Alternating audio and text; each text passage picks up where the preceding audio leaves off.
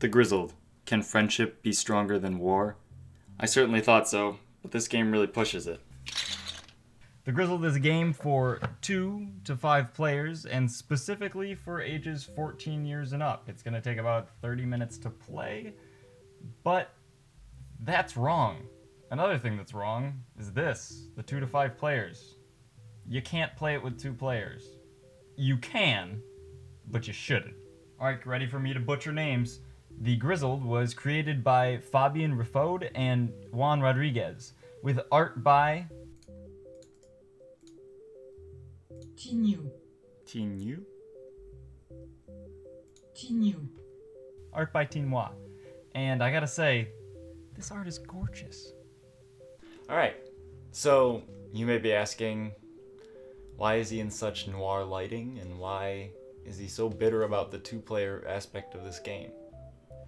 And that's because there's a little section in it that you probably can't read at all that says 2-player game, and it starts with a virtual player is added. No, that's not a 2-player game. That's 2 players and a fake player, which I complained about this in the Lord of the Rings review about this game specifically because that bugs me more than anything. And so we tried the 2-player game. It was horrible. It wasn't fun. And so I didn't play this game for about 6 months. And I'm sad I didn't. And thank goodness the game's amazing because it was worth it in that sense. But I still felt a little betrayed when I couldn't play the way it said it could be played. With all my bitterness out of the way, I wanted to get into what makes this game really wonderful. And the first thing that makes it fantastic is the beautiful artwork. It was made by a French artist named Tinois, as it says in the bottom here, and I think that's how you pronounce it. I apologize if I'm wrong.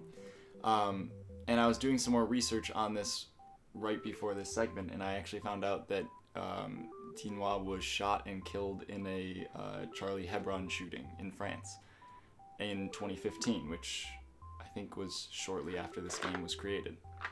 So I looked through some of his work, and it's all absolutely beautiful, just like this. And every bit of this game lends to his style. So we'll start with just the box. I mean, the front cover is fantastic, as most board games try to focus in on the front cover. But when you go on the inside, you get fantastic artwork as well, and this has to do with the game. If you move further into the box, the first thing you get is this, which just looks like a cardboard card until you realize it's a game aid, but it's made out of the thickest cardboard they have. The next thing to note is the outside of the inner box, which is also fantastic, as well as the back. When you open the box, you start to see all the fantastic cards. These are just 2 of many. Then you lay these cards out, and you all choose who you want to be. Every one of these cards has their own lucky charm of what they can get rid of in the game as a one-time use. And as most games do, they try to focus in on the starting player token for some reason, but this game nails it. Along with the other plethora of tokens in here, from coffee to support, there's the fantastic box art on the inside as well. And the last thing in the box is all the gorgeous cards, with fantastic artwork adorning every single one of them, showing the traumas and the hardships of war. Now, I said before I didn't like this game that much because I didn't really see what it could do. And now I've realized it has a lot of punch in this tiny little box. Now, there's a lot of aspects of this game that I don't want to go super deep into, but I'm going to touch upon. When the mission leader gets moved to the second person, which is whenever a round ends, then the first person gets a speech.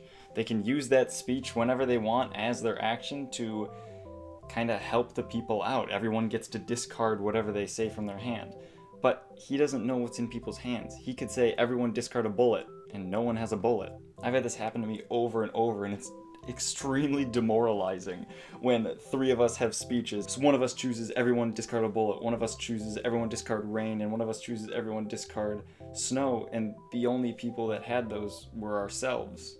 And you can't discard one if you're the one choosing that one to discard.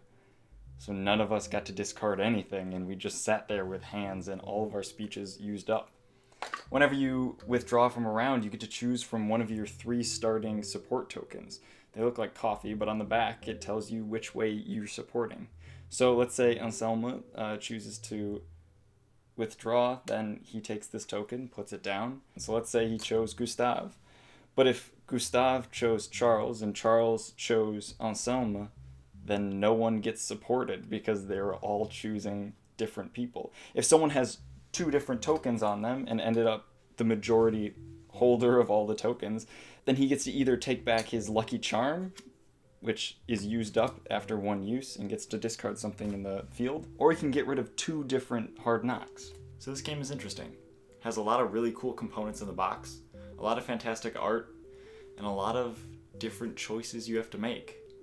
But is it right for your game group? For us, we really love cooperative games because usually when we have to fight against each other, that's when our darkest sides come out. So in games like Pandemic or Samurai Spirit or Shadows over Camelot, you're really trying to work together. You're trying to make sure everything flows smoothly. But a lot of times one person can decide a lot of those actions. So how do you stop this quarterbacking? With a game like this, you can't quarterback on this game. You can't tell people what to do. It literally says in the rules, don't talk to each other about what's in your hand. And going by that rule isn't just to get rid of quarterbacking, it actually makes the game a lot more fun. The choices you make in this game wouldn't be as stress-inducing if you knew what everyone else had. And the game really wouldn't work if you chose how people supported each other. Then you would just all support the right person. I think what they're trying to simulate is that in war you never really know what's going on completely, and so that's what these are trying to accomplish. Now my favorite card in the entire game is this one. It just says mute. This one says you can no longer speak or communicate with other players in any way. You may not choose to use a speech. That's terrifying. Mainly because I got this card one of the first times we played, and so I was teaching everyone the rules, and then I pulled mute, and I had to play it in front of me, and I could not speak. And so every time someone had a rules question, they would look at me, and I would just shrug, and they had to figure it out.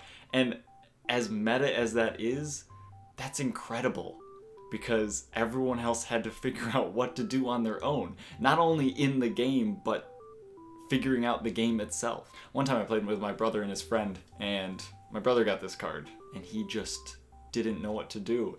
So he just shut his mouth and just stared down at the cards, and you could see the terror in his eyes whenever someone would play a card, and then he would look at his hand, and then he would look back down at the cards, and then you knew for a fact that he couldn't play anything else. And when we got to his turn, he would take his support token and place it down, even if he had a hand of 4 or 5 cards and he couldn't do anything else with them. It's things like that, just these demoralizing plays whenever you see someone else play it and then everyone else goes, oh no, because then they can't play a certain card that they needed to get out of their hand. It also goes along with these utter defeats when you're trying to help someone and you just can't, and you know they need it.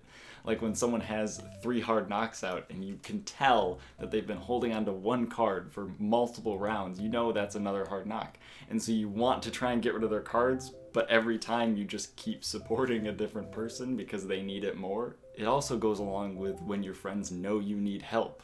It'll end up with a pure joy exhale of, oh my gosh, thank you, when someone got rid of the hard knocks you had, or they chose not to play a card because they knew you had too many in your hand. Now, besides the art on these things, they might not make you feel exactly like you're in World War I, but they make you legitimately worried about your comrades around the table. Your friends that you might have had a blood feud in your last game, and in this one, all you want to do is help them, and you're devastated because you can't. Obviously, the game gets harder as it goes on. When one person's mute, another person has 3 hard knocks, and one person has a hand of 7 cards and can't play any of them.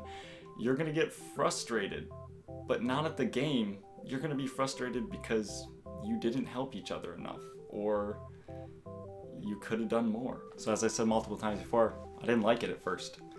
I thought it was kind of complicated for what it was, and should have been simpler for such a small box. And I've taken all of that back. It's one of my favorite co-op games of all time. I think the feel of it really captures what they were going for, and it makes decisions hard. And that's what I wanted out of this game. So, do you want a co-op game where at the end you lost horribly and there's 40 cards in the piece deck and all you say when you finished is, "We should have helped Danny," this might be the game for you.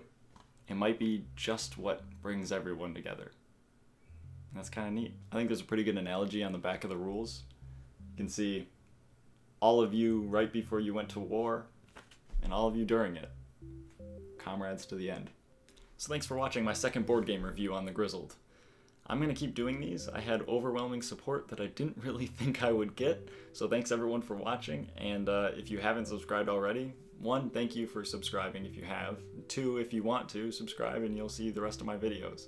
I'm going to try and make one at least a week in just about any game you guys either want me to, or if you don't want me to, I might make that one too. So let me know if there's just a game that you really need to see and haven't seen a review of yet. Maybe I can get my hands on it, or if I already have it, we can do it soon. I'm really just trying to show what makes games cool other than all the rules inside of them. So thanks for watching. I'll see you next time. Keep playing games.